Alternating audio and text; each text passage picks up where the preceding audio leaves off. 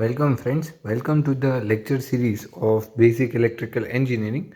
So in today's session, we are going to discuss about time domain analysis of RC circuit. So how equation can be arrived and how we can understand the charging and discharging moment of the RC circuit, and we can closely understand the behavior of the capacitor in this lecture.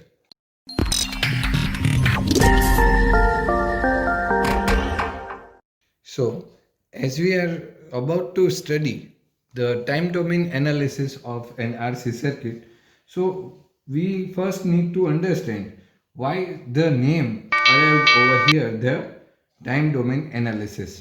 ठीक है, तो हमारे पास circuit के अंदर बहुत सारे different different components हैं. So जैसे कि if we have a resistor like this way and a battery is attached. ठीक है, तो यहाँ पे जो करंट है वो मेरा इससे इंस्टेंटली पास हो जाएगा from the resistor circuit. But अगर मैं बात करता हूँ इंडक्टर और कैपेसिटर दोनों के बारे में, then it will not charge instantly. Okay, inductor और कैपेसिटर जो है वो तुरंत ही चार्ज या उसके अंदर से करंट जो है वो तुरंत ही पास नहीं हो जाएगा. It will take some time. तो उसके लिए the charging time of the inductor, और we can say the voltage total across the inductor, that will be denoted as inductor voltage at time t and current from the inductor at time t. तो इस तरीके से जो है वो हमें time domain analysis जो है वो करना पड़ता है, क्योंकि ये जो दोनों कैपेसिटर और इंडक्टर की हम बात कर रहे हैं, ठीक है, they will take some time to charge and let the charge to pass through it from the circuit. Circuit के अंदर से उनको करंट जो है वो पास होने के लिए थोड़ा जो है वो टाइम देना पड़ता है. ठीक है, तो वो टाइम कितना लगता है for the charging and the discharging of this devices, that we have to study, and for that study we are doing this time domain analysis.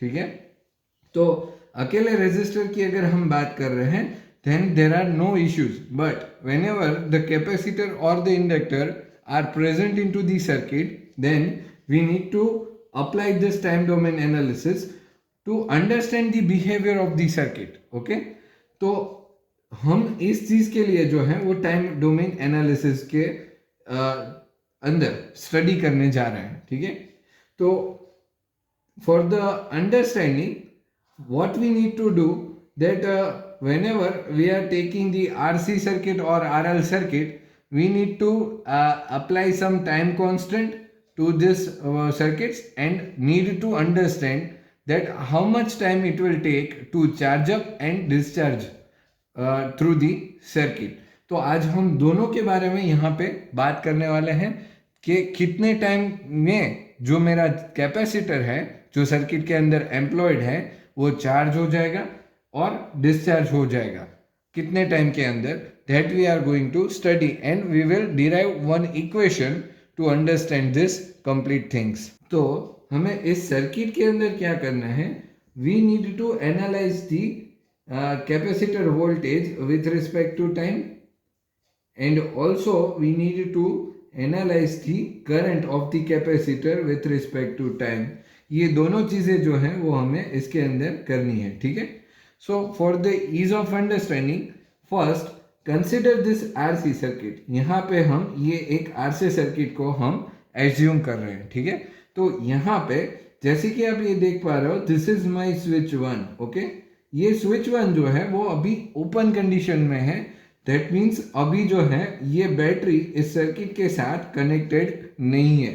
ठीक है, तो हम ये भी समझ सकते हैं कि अभी मेरा कैपेसिटर और ये रेजिस्टर, ये दोनों के अंदर से कोई भी करंट, कोई भी चार्ज जो है वो पास नहीं हो रहा है. ठीक है, दैट वी कैन अंडरस्टैंड. और ये कैपेसिटर जो है वो अनचार्ज्ड कंडीशन में है. कैसे है?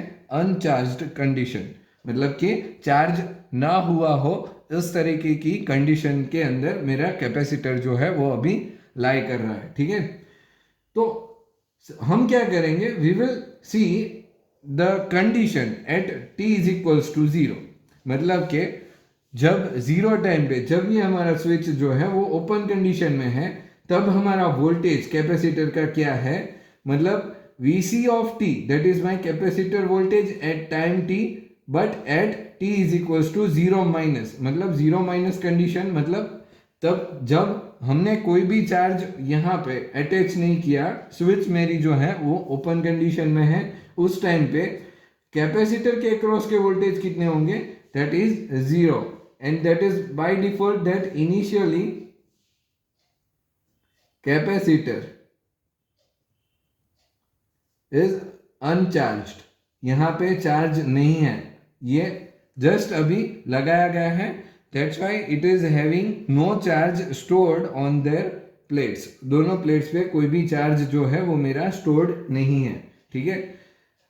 अभी हम यही चीज देख रहे हैं, but at what time, at time t is equals to 0 plus, time t is equals to 0 plus के टाइम पे हम जो है वो कैपेसिटर वोल्टेज जो है वो देख रहे हैं। तो कैपेसिटर वोल्टेज मेरे कितने हो जाएंगे, that Vc at 0 plus time, that is t is equal to 0 plus, तो t 0 प्लस टाइम पे कितने वोल्टेज हैं, दैट वी विल, तो एट टाइम 0 प्लस, मतलब कि 0 प्लस टाइम पे मेरा कैपेसिटर का वोल्टेज कितना हो जाएगा, it will be in 0 condition only, because हमें पता है कि कैपेसिटर कुछ भी कर लो इंस्टेंटली चार्ज नहीं होगा, so it will take some time, तो instantly it will not charge, so the supply will be there, will be 0, okay, 0 होगा कब, 0 प्लस टाइम पे, ठीक है। तो अगर हमें इस चीज को अभी अंडरस्टैंड करना है, then we need to apply the KVL, ठीक है, we need to apply KVL across the RC circuit, इसके अक्रॉस हमें जो है वो KVL अप्लाई करना है। So this is my current I that is flowing through this circuit, I am assuming that, तो यहां से हम स्टार्ट करते हैं, VR plus VC is equals to total voltage, इस तरीके से हम लिख सकते हैं। तो यहाँ पे VR मतलब क्या है, that is I multiplied by the resistance plus VC is equals to V, तो यहाँ पे करंट अक्रॉस दी कैपेसिटर जो है वो मेरा कितना फ्लो हो रहा होगा, it will be same as that of that current flowing through this resistor, and same current is flowing through this capacitor, दोनों के अंदर से सेम करंट जो है वो मेरा फ्लो हो रहा है। So I can denote this I as an I is equals to IC term, ठीक है, IC के तरीके से हम इसको डिनोट कर सकते हैं। So for that IC multiplied by the resistance plus VC is equals to V, okay, ये मेरा एक इक्वेशन जो है वो बन गया। अभी क्या बोल रहे हैं कि the current across the capacitor, हमारा करंट जो है वो अक्रॉस द कैपेसिटर कितना होगा, it will be IC is equals to C dVc by dt। आपको पता होगा हमने जब कैपेसिटर के अंदर करंट जो है वो ये किस तरीके से हमने लाया गया है, किस तरीके से ये डिराइव हुआ है, उसके लिए आपको कैपेसिटर का लेक्चर आप देख सकते हो, ठीक है। So IC is equals to C dVc by dt, that is the current through the capacitor, capacitor के अक्रॉस का करंट, तो इसको हमें इस वाली वैल्यू के अंदर पुट करना है IC की जगह पे। So RC multiplied by dVc by dt plus VC is equals to V, तो मेरा जो इक्वेशन है वो कुछ इस तरीके से बनेगा। For further simplification of this equation we are dividing the both sides by RC, okay, R multiplied by C से हम ये पूरे इक्वेशन को जो है वो डिवाइड कर रहे हैं, ओके। तो अगर डिवाइड कर देंगे then it will be like dVc divided by dt plus VC divided by RC is equals to V by RC, ठीक है। तो इस तरीके का कुछ इक्वेशन जो है वो हमें मिलेगा। For the notations I am giving this equation number 1, तो ये जो मेरा इक्वेशन है this is my first order differential equation. Okay, तो ये जो मेरा है वो फर्स्ट ऑर्डर डिफरेंशियल इक्वेशन है। ठीक है, फर्स्ट ऑर्डर मतलब क्या है, डिफरेंशियल इक्वेशन तो आपको पता होगा, but first order that means ऐसी सर्किट के जिसके अंदर एक रेजिस्टर और एक कैपेसिटर है, तो उस तरीके की सर्किट को फर्स्ट ऑर्डर बोल सकते हैं। अगर यहाँ पे दो रेजिस्टर और दो कैपेसिटर कनेक्टेड हैं, then the circuit will be of the second order. ठीक है, तो इस तरीके से जो है वो डिफरेंशियल इक्वेशन के ऑर्डर्स जो है वो डिसाइड होते हैं। तो जैसे कि आपने यहाँ पे देखा, this is my equation 1। Now if we try this equation 1 by comparing the equation with the standard form of this differential equation, हम इसको इसके साथ कंपेयर करके देखें, that is di by dt plus p into I is equals to q। ये मेरा standard differential equation है as per the concept from the 12th standard. Okay, 12th standard के कंसेप्ट के ऊपर से ये मैंने लिखा है। तो यहाँ पे अगर हम कंपेयर करें, ठीक है, तो I of T is equals to common factor plus P I, that is common factor जो नहीं है, कॉम्प्लीमेंट्री फैक्टर है, complementary factor plus particular integral is over here. तो कॉम्प्लीमेंट्री फंक्शन और particular integral are the two parts of this particular homogeneous differential equation. तो complementary function अगर हमें find करना है, then it will be like this way, that a into multiplied by e raised to minus pt, this is my complementary function। and if we try to find out the particular integral, then it will be denoted in this way, that is equals to I of t at t tends to infinity। okay, time infinite time पे हमारा जो particular integral है, it will be of I of t। ठीक है, तो complementary function और P I जो है वो हमने यहाँ पे लिखा है, दैट इज पर्टिकुलर इंटीग्रल। तो in this circuit if we try to compare this circuit with this standard form of this differential equation, then V C of T is equals to complementary factor plus particular integral, ऐसा कुछ हो जाएगा। तो complementary function जो है वो क्या है, that is nothing but the natural response. Okay, natural response मतलब क्या है कि जब हमारा कोई भी सोर्स कनेक्टेड ना हो, ठीक है, कोई भी सोर्स हमारा कनेक्टेड ना हो, उस कंडीशन के अंदर हम कॉम्प्लीमेंट्री फंक्शन की बात कर रहे हैं। ठीक है, we are assuming that no source is attached to this circuit, and at that time we can define this complementary function plus pi, that is my particular integral। इसको कॉम्प्लीमेंट्री फंक्शन को हम सोर्स फ्री रिस्पॉन्स भी बोल सकते हैं, क्योंकि हम ऐसा एज्यूम कर रहे हैं कि there are no source connected to that network, और we can say that it is a transient response also. ठीक है, तो ट्रांजिएंट रिस्पॉन्स भी आप बोल सकते हो। ठीक है, तो this is my complementary function definition. And now what about the pi? That is my particular integral, and that is the forced response। forced response मतलब क्या है कि जब हमारा बैटरी सोर्स जो है वो उसके साथ कनेक्टेड है, and that is called as the particular integral, and at that time source is connected। okay, तो उसको हम forced response इसलिए बोल रहे हैं क्योंकि due to that battery we are getting some kind of action into the circuits। So for the natural response, if we need to find out the natural response, then natural response is equals to Vn of t, that is natural response at time t is equals to a into e raised to minus pt at q is equals to 0, or we can say the v is equals to 0। हमें पता है कोई भी source connected नहीं है, उस time की हम जो है वो बात कर रहे हैं। तो comparing this equation with this equation, we will get P is equals to 1 by RC Vn of t, that is my natural response at time t, will be is equals to AE raised to minus t by RC। okay, ये जो है वो पूरा हमें मिल गया। ठीक है, तो ये मेरा नेचुरल रिस्पॉन्स हो गया।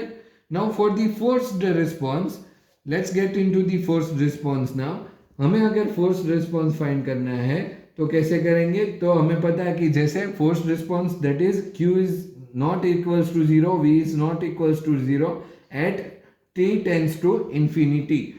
इतने टाइम के, इनफाइनाइट टाइम के अंदर हम जो है वो फोर्स्ड रिस्पॉन्स की बात कर रहे हैं, मतलब कि अभी हमारा सोर्स जो है वो कनेक्टेड कंडीशन में है। तो capacitor voltage at time t tends to infinity is equals to, अगर हम टाइम को इनफाइनाइट कर देंगे then V voltage will be at the capacitor plates. Okay, V voltage जो है वो वहां पे स्टोर्ड हो जाएंगे। So for the total solution is given by Vc of t is equals to a e raised to minus t by rc plus v। ये मेरा total solution हो जाएगा। In this condition, if you can see that for finding the value of a, हम क्या करेंगे, अभी हमें a की वैल्यू चाहिए, तो a की वैल्यू के लिए हम क्या करेंगे, for the initial condition, initial condition में हम जाएंगे, मतलब कि टाइम 0 पे, जब हमारा सर्किट के अंदर हमारा सोर्स कनेक्टेड नहीं था, उस टाइम की बात कर रहे हैं। तो at time is equals to 0 is equals to a e raise to minus 0 by R C plus V. Okay, यहाँ पे जहां भी टी रखा है वहां पे हम क्या कर देंगे, we will put the 0 and that is called as the initial condition. Initial condition मतलब कि सबसे पहले स्टार्टिंग के टाइम का टाइम एज्यूम करके हम अगर चलेंगे तो what are the circuit parameters, then 0 is equals to A plus V. Okay, ये मेरा टोटल वोल्टेज है जो हमने वहां पे कनेक्ट किया है। So A is equals to minus V from this equation. तो हमें सिर्फ क्या करना है, we just need to put the values of this A. तो Vc of t is equals to minus V e raise to minus T by R C plus V. तो यहाँ पे अगर आप फर्दर सिंप्लीफाई करेंगे, इक्वेशन को rearrange करेंगे, तो v minus V e raise to minus T by R C is equals to v multiplied by 1 minus e raise to minus T by R C. So that is my final equation, and that we can understand that this is the charging time equation of this particular capacitor। तो capacitor जो है वो हमारा charging कैसे करेगा, तो वो हम इस इक्वेशन के ऊपर से हम डिफाइन कर सकते हैं। तो इधर से एक बहुत ही जरूरी चीज है जो है वो उभर के आ रही है, जैसे कि time constant of the RC. अभी हम बात कर रहे हैं कि टाइम कांस्टेंट मेरा कितना है, जो आरसी सर्किट की हम बात कर रहे हैं उसका। So time constant is equals to RC. Time constant इस तरीके से डिफाइन होता है, ठीक है। तो टाइम कांस्टेंट के लिए अगर हम डिफरेंट टाइम पे इसकी वैल्यूज एज्यूम करते हैं, and if we try to plot a graph of this charging time, then what will happen, see हम पहले t इज इक्वल्स टू 0 पे जाएंगे, तब Vc of t is equals to 0 put करेंगे, ठीक है। तो जहां पे भी t है वहां पे मेरी वैल्यूज जो है वो क्या रखेंगे, we will put the 0 and hence the equation will be is equals to 0 for the t is equals to R C is equals to to, मतलब एक टाइम कांस्टेंट के ऊपर अगर हम वैल्यू पुट करेंगे and then we will get v multiplied by 1 minus e raise to minus 1 is equals to, if you solve this then you will get this 0.632 volts। अगर हम आगे और जाते हैं for the 2 time constant, ठीक है, 2 time constant, then the value will be of 0.86, okay, 1 minus e raised to minus 2, and if you try to solve this you will get this 0.86 volt। For the 3 time constant 3 tau, that is 1 minus e raised to minus 3, and इसे अगर आप solve करेंगे then it will be of 0.96 volt, okay। तो 0.96 volt हो जाएगा। Then after 4 RC अगर 4 time constant है तो कितना हो जाएगा, it will be of 0.98 volt. And for the now देखो यहाँ पे अभी वैल्यूज जो है वो घटती जा रही है, इसकी वैल्यूज जो है वो कम होती जा रही है, ठीक है। So the capacitor will now be fully charged at the 5 time constant, and if you will solve this then 0.99 volt over here, मतलब कि हमारा जो है कैपेसिटर वो अल्टीमेटली फुली चार्ज्ड हो गया। सो टाइम कांस्टेंट टाइम कांस्टेंट जो है वो मेरा क्या डिनोट कर रहा है यहाँ पे, so time constant is equals to RC, time constant is equals to RC and it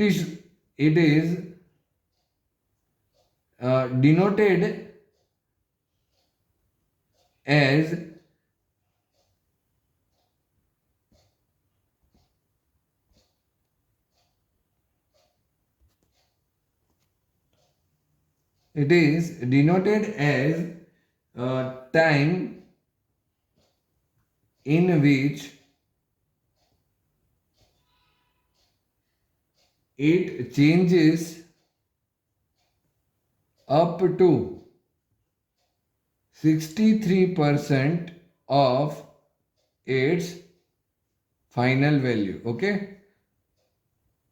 तो मेरा जो टाइम कांस्टेंट है उसे हम इस तरीके से डिफाइन कर सकते हैं कि it will be of 63% of its final value. इतना जो है वो मेरा टाइम कांस्टेंट लगता है for the RC circuit. Okay, now same thing if we try to apply and try to find out the discharging moment of the capacitor, then how it will be arrived.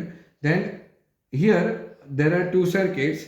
The first condition, whenever the switch is at the position 1. okay, अभी हमें क्या करना है, now we want to discharge the capacitor. तो discharge करने के लिए इस स्विच को हमें क्या करना होगा, we need to take this to the position 2. Position 2 मतलब कि इस तरीके से हो जाएगा मेरा. ठीक है, तो at t is equal to 0 minus, the 0 minus is defined as what, कि जब हमारा ये स्विच का पोजीशन जो था वो 1 से लेके 2 पे नहीं आया था तब की बात कर रहे थे. So t is equals to 0 minus Vc of 0 minus equals to V, that is my voltage, and for the t is equals to 0 plus, that is Vc of 0 plus equals to V. तो अगर हम बात करें तो यहाँ पे हमें क्या कर सकते हैं, तो हम यहाँ पे KVL अप्लाई कर सकते हैं. Again same thing, VR plus Vc is equals to 0, IR plus Vc is equals to 0. As you can see, I is nothing but the dc into dvc by dt plus vc equals to 0. Again dividing both the sides by rc. rc से अगर हम इन दोनों sides को divide कर दें, then the equation will be like this way, dvc by dt plus vc by rc equals to 0. ये मेरा equation हो जाएगा. This is my first order homogeneous differential equation as we can see in the charging time. So Vc of t, that is capacitor voltages at t time, that is natural response at time t plus forced response at time t. तो जैसे कि आप यहाँ पे देख पा रहे हो कि हमारा फोर्स्ड रिस्पॉन्स यहाँ पे आएगा ही नहीं, क्योंकि यहाँ पे कोई भी बैटरी कनेक्टेड नहीं है. जैसे कि आप ये सर्किट जो है उसको फाइनली एज्यूम कर लो, this is my final circuit. As you can see there are no battery over here, so there will be no forced response into this circuit.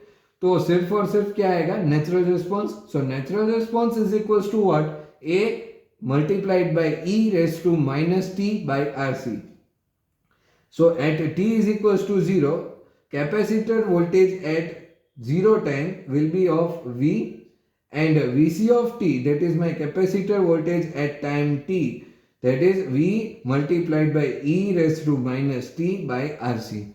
This is the final equation for the circuit of the shown in the figure, and this is my discharging equation of capacitor. ठीक है, capacitor जो है वो मेरा कैसे discharge होगा. So let's plot one graph of this same ways as that applicable to the charging. So यहाँ पे आप देख सकते हो कि Vc is equals to what, 0 at time 0. For the one time constant V e raised to minus 1, 0.367 volt. So this way, if you try to find out for the 5 time constant up to the 5 time constant, then the values will be of 0.60067 volts. यहाँ तक की जो है वो हमें value मिल जाएगी, मतलब 5 time constant तक आपका जो कैपेसिटर है that will be discharged through the circuit. And if you able to try to plot this graph, then you will get this kind of graph.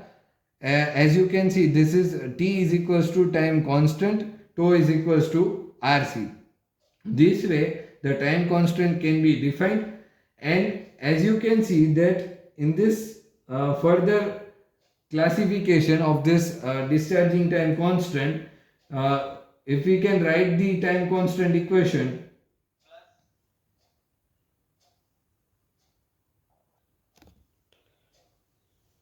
so time constant can be defined as